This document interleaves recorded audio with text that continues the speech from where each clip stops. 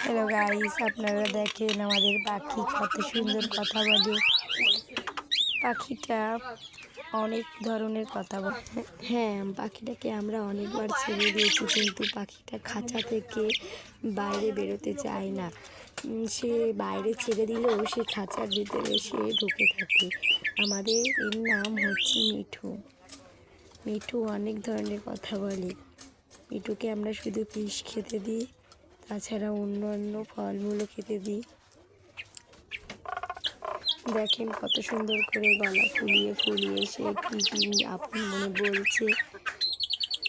সে যেন নিজের স্বাধীনভাবে চলাফেরা করে। দেখেন গলাটা কিভাবে ফুলায়।